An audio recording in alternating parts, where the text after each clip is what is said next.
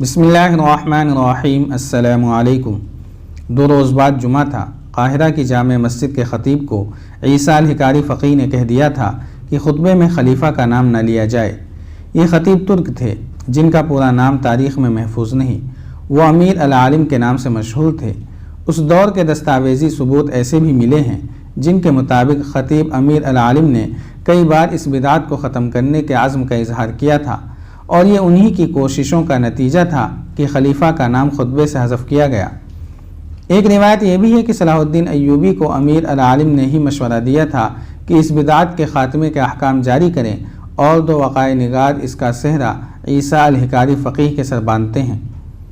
ہو سکتا ہے منصوبہ خطیب امیر العالم اور مذہبی امور کے مشیر عیسیٰ الحکاری فقیہ کے پیش نظر بھی ہو، لیکن صلاح الدین ایوبی کی گفتگو کی دستاویزات مل سکی ہیں۔ ان سے پتہ چلتا ہے کہ یہ دلیرانہ اقدام سلطان ایوبی کا ہی تھا۔ بہرحال اس میں کوئی شک نہیں رہتا کہ اس وقت سچے مسلمان موجود تھے۔ خطیب امیر العالم نے خطبے میں خلیفہ کا نام نہ لیا۔ جامع مسجد میں صلاح الدین ایوبی درمیانی صفوں میں موجود تھا۔ علی بن سفیان اس سے تھوڑی دور کسی صف میں بیٹھا تھا۔ سلطان ایوبی کے متعدد دیگر مشیر اور معتمد بکھر کر عوام میں بیٹھے تھے تاکہ ان کا رد عمل بھانپ سکے۔ علی بن سفیان کے مخبروں کی بہت بڑی تعداد مسجد میں موجود تھی۔ خلیفہ کا نام خطبے میں سے غائب کرنا ایک سنگین اقدام نہیں بلکہ خلافت کے احکام کے مطابق سنگین جرم تھا۔ اس کا ارتکاب کر دیا گیا۔ سربراہوں میں سے اگر کوئی مسجد میں نہیں تھا تو وہ خلیفہ راشد تھا۔ نماز کے بعد سلطان ایوبی اٹھا، خطیب کے پاس گیا، ان سے مصافحہ کیا، ان کے چوغے کا بوسہ لیا اور کہا، اللہ آپ کا حامی و ناصر ہے۔ خطیب امیر العالم نے جواب دیا، یہ حکم صادر فرما کر آپ نے جنت میں گھر بنا لیا ہے۔ واپس چند قدم چل کر سلطان ایوبی رک گیا اور خطیب کے قریب جا کر کہا، اگر آپ کو خلیفہ کا بلاوا آ جائے تو اس کے پاس جانے کے بجائے میرے پاس آ جانا، میں آپ کے ساتھ چلوں گا۔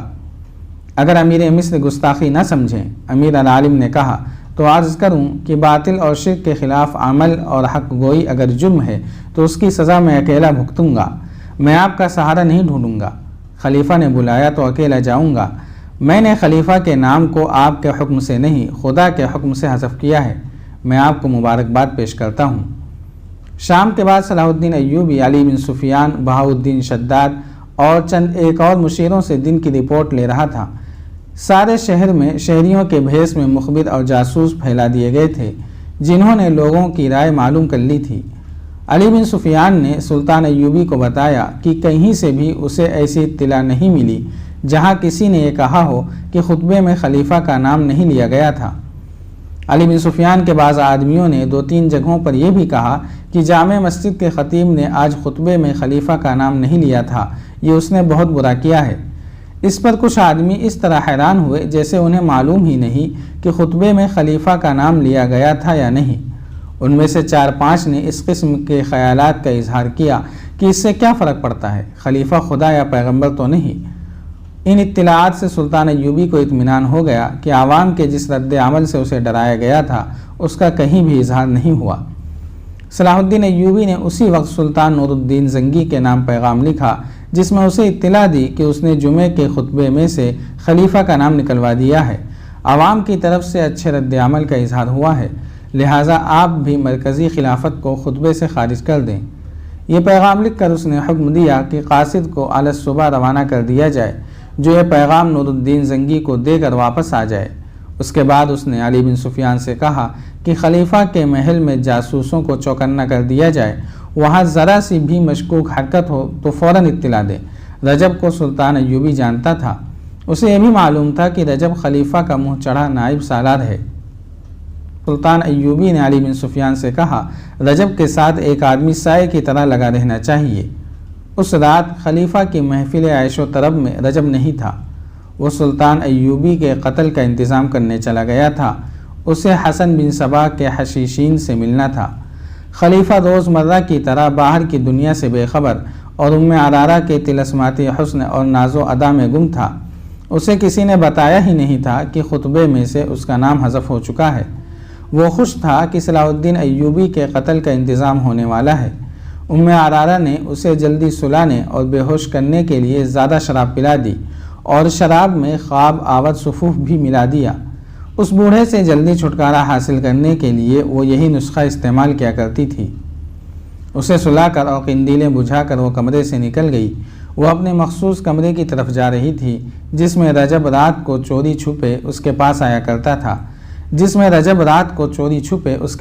کرتا تھا۔ وہ کمرے میں داخل ہوئی ہی تھی کہ کواڑوں کے پیچھے سے کسی نے اس پر کمبل پھینکا۔ اس کی آواز بھی نہ نکلنے پائی تھی کہ اس کے منہ پر جہاں پہلے ہی کمبل لپٹ گیا تھا ایک اور کپڑا باندھ دیا گیا۔ اسے کسی نے کندھوں پر ڈال لیا اور کمرے سے نکل گیا۔ یہ دو آدمی تھے۔ وہ محل کی بھولائیوں اور چور راستوں سے واقف معلوم ہوتے تھے۔ وہ اندھیری سیڑھیوں پر چڑھ گئے۔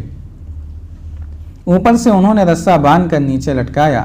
لڑکی کو کندھوں پر ڈالے ہوئے وہ آدمی رسے سے نیچے اتر گیا۔ اس کے پیچھے دوسرا اترا اور دونوں اندھیرے میں غائب ہو گئے۔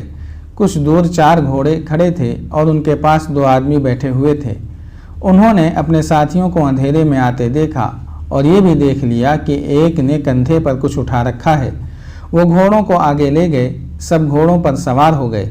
ایک سوار نے لڑکی کو اپنے آگے ڈال لیا۔ ان میں سے کسی نے کہا، گھوڑوں کو ابھی دوڑانا نہیں، ٹاپو سارے شہر کو جگا دیں گے۔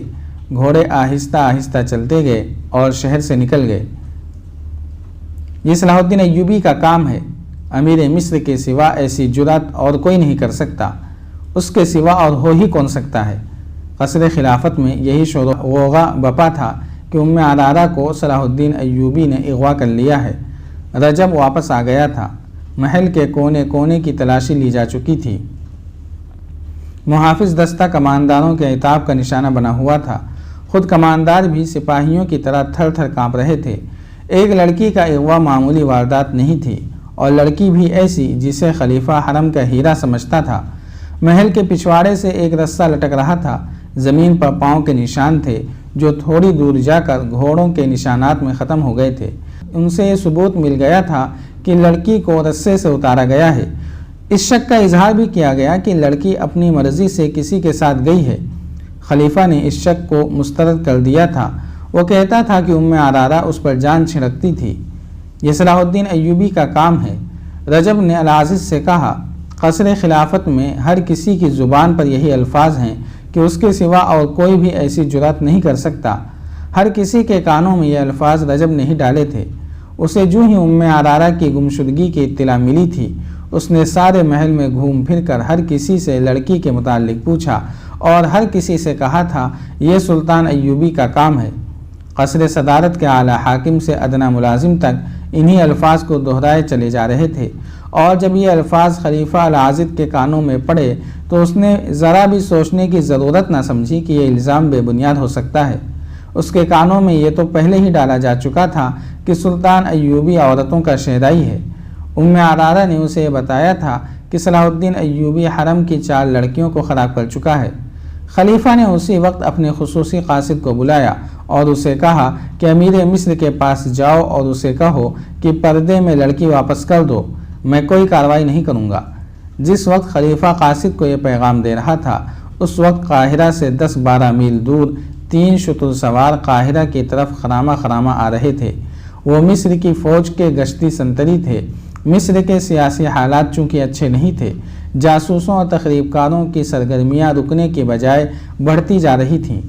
سلطان ایوبی کو اچھی طرح معلوم تھا کہ ملک میں غداری اور بغاوت کی چنگاریاں بھی سلگ رہی ہیں۔ اس سوڈانی فوج کی طرف سے جسے اس نے برطرف کر دیا تھا، خطرہ پوری طرح ٹلا نہیں تھا۔ اس فوج کے کماندار، عہدیدار اور سپاہی تجربے کار عسکری تھے، کسی بھی وقت ملک کے لیے خطرہ بن سکتے تھے۔ سب سے بڑا خطرہ تو یہ تھا کہ سلطان ایوبی کے مخالفین نے صلیبیوں سے دوستانہ کر رکھا تھا۔ ان کے جاسوسوں کو وہ پناہ، اڈہ اور مدد مہیا کرتے تھے۔ ان خطرات کے پیش نظر دارالحکومت سے بہت دور دور اور ہر طرف فوج کے چند ایک دستے رکھے گئے تھے۔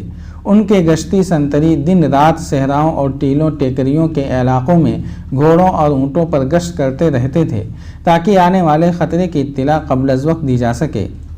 وہ 3 شتر سوار انہی دستوں کے گشتی سنتری تھے جو اپنی ذمہ داری کے علاقے میں گشت کر کے واپس آ رہے تھے۔ آگے مٹی اور پتھروں کی پہاڑیوں اور چٹانوں کا وسیع علاقہ تھا۔ وہ ایک وادی میں سے گزر رہے تھے۔ انہیں کسی عورت کے رونے کی آواز سنائی دی، مردانہ آوازیں بھی سنائی دی۔ ان سے صاف پتہ چلتا تھا کہ لڑکی پر زبردستی کی جاری ہے۔